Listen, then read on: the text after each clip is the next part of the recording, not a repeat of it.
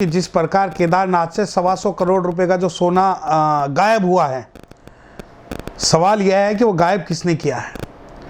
क्या भारत के अंदर मोहम्मद गजनी और मोहम्मद बिन कासिम को कहीं बदनाम तो नहीं किया जा रहा? केदारनाथ मंदिर से सोना गायब हुआ, सोना चोरी हुआ, और कुछ लोग अभी भी सिर्फ और सिर्फ इस बारे में बात कर रहे हैं कि नहीं, ये चोरी नहीं है।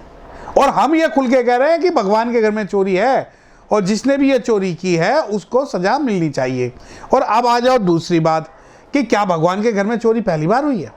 क्या केदारनाथ मंदिर के अंदर जो 125 करोड़ रुपए का सोना जो बदला गया है, क्या पहली बार ऐसा हुआ है? इससे पहले भी एक QR कोड हुआ था उसी मंदिर में, जिसके अंदर भक्तों का जो पैसा है, जो मंदिर के लिए और सनातन धर्म के लिए लगाने के लिए जो पैसा होना चाहिए था, वो पैसा कुछ लोगों के निजी स्वार्थ के लिए निजी जेब में चला गया। अब आता है सवाल कि क्या भगवान भ्रष्टाचार से मुक्त है? अब आप ये देखिए कि केदारनाथ में ऐसा हुआ है, उससे पहले उज्जैन महाकाल के अंदर लगभग 800 करोड़ रुपए की जो मूर्तियां हैं वो टूट गई थी। अब सवाल आता है कि क्या भगवान के घर में जो भ्रष्टाचार है, क्या उनके दोषियों को सजा मिलेगी? ये सोना पीतल में बदला गया तो किसी भी बाबा ने उसकी पर्ची नहीं निकाली। जो बाबा कहते हैं कि हमें भविष्य में पहले पता लग जाता है कि क्या होने वाला है, उस बाबा ने ना तो उज्जैन महाकाल की पर्ची निकाली और ना ही केदारनाथ में सोना बदलने की पर्ची निकाली, और ना ही अब जो तूफान आ रहा है भारत के अंदर उसकी पर्ची निकाली।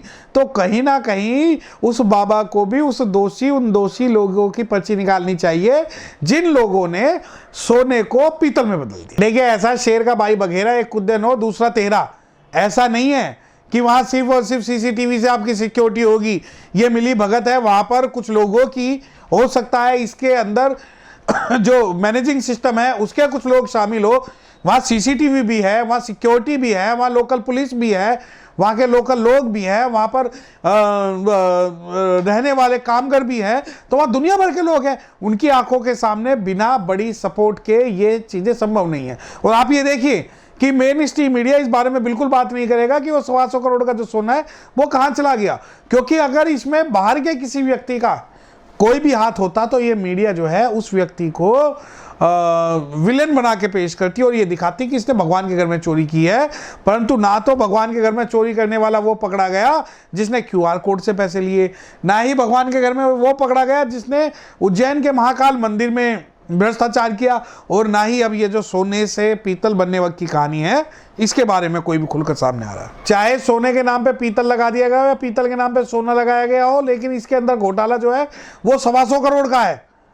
और अगर वो उस वक्त भी अगर इन्होंने पीतल लगाया हो, जो 125 करोड़ रुपए का जो बात निकल के आ रही है वो कहीं ना कहीं इंटरनल खबर है, कोई बाहर वाला व्यक्ति नहीं कह रहा। वहाँ के जो पुरोहित है, वहाँ के जो पुजारी है, वहाँ के जो कामगार है, और जिन लोगों को पता है ये खबर उनके मार्फत मार्केट में आई है, ना कि किसी लोगों ने बाहर के लोगों ने बनाई है। दूसरी बात, इसके अंदर जो करप्शन है वो इतना बड़ा है कि हो सकता है 125 करोड़ रुपए का सिर्फ एक मोटा मोटा डाटा हो, बल्कि क्योंकि QR स्कैन कोड जो था, वो चंदा चढ़ाने वाला जो कोड था, उसके बारे में अभी तक कोई चीज़ें पिक्चर क्लियर नहीं हुई, और ना ही ये निकल के आया कि किन लोगों ने जो है चोरी उसमें की। इसके अंदर अगर कोई भी SC ST OBC माइनॉरिटीज़ के लोग होते तो वो आज जेल के पीछे होते। तो जाहिर सी बात है कि कहीं ना कहीं इसके अंदर कोई शूद्र वर्ण का और अनुसूचित जाति वर्ण का, अनुसूचित जनजाति वर्ण का कोई व्यक्ति शामिल नहीं है। इस वजह से जो इनकी नूरा कुश्ती है वो आपस में हो रही है और ये चीज़ों को बाहर नहीं ला रहे हैं, और ये प्रेरित कर रहे हैं कि भगवान के घर में चोरी होने पर भी कुछ नहीं होगा। जबकि आज जो आप ये देखिए कि लोग जो है भगवान के घर चोरी हुई इसको मुद्दा नहीं मानते, लेकिन एक फिल्म को मुद्दा बनाने के लिए सारे के सारे जो मेन स्ट्रीम चैनल हैं वो सारे के सारे उस मुद्दे पर बात कर रहे हैं। देखिए, अयोध्या के अंदर सबसे बड़ा घोटाला ये था कि अनुसूचित जाति के लोगों की जमीन जो अनुसूचित जाति को बिक सकती थी वो कई लोगों ने बहुत बड़े लेवल पर अपने नाम कराई, और चंदे का भी जो बहुत सारा आरोप लगता रहा है।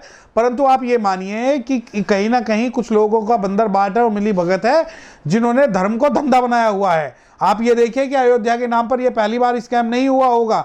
अयोध्या के नाम पे लोगों ने पर्चियां छपवाई और वो मार्केट में लगाई और वो पैसे उगाही करी, और उसके अलावा भी कई जो है, और स्कैम जो ज़मीन का स्कैम हुआ कि लोगों की ज़मीनें ली, किसी ने बड़े अधिकारी ने अपने नाम करवाई, लैंडलॉर्ड ने अपने नाम करवाई, प्रॉपर्टी डीलर ने अपने नाम कराई। तो दुनिया भर के स्कैम जो है भारत के अंदर भगवान के नाम पर हो रहे हैं, जिनका भगवान से कोई भी लेना देना नहीं है, और प्रत्यक्ष और अप्रत्यक्ष रूप से जो दोषी लोग हैं, जो अपनी जेब भरना चाहते हैं, वो पूरे सनातन धर्म को बदनाम कर रहे हैं। आरक्षण का मतलब सिर्फ ये नहीं है कि जो सरकारी नौकरियों में SC ST OBC हैं वो ही आरक्षण, उसी को आप आरक्षण मानते हो। बिल्कुल सही बात है, आरक्षण से देश बर्बाद हो रहा है।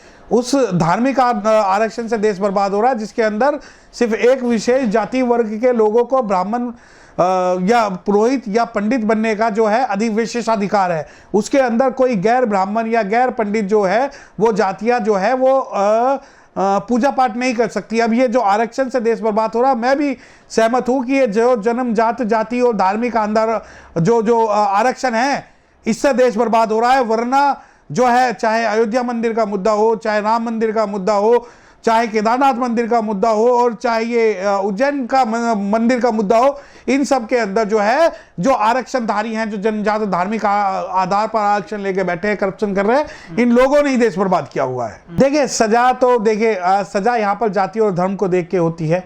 और सजा की जहाँ तक बात है, जो मनुस्मृति के अंदर ये लिखा हुआ है कि अगर कोई शूद्र की हत्या कोई ब्राह्मण कर दे तो उसे सिर्फ 10 गायों का पाप लगना चाहिए। तो जो आज मनुस्मृति के हिसाब से ये शासन चलाने की जो प्रक्रिया कर रहे हैं, उसके हिसाब से लगता नहीं है कि इनमें से कोई भी अपराधी मुख्य रूप से पकड़ा जाएगा, क्योंकि इसके अंदर कोई छोटा मोटे लोगों की या छोटे मोटे अपराधियों की साठगांठ नहीं है।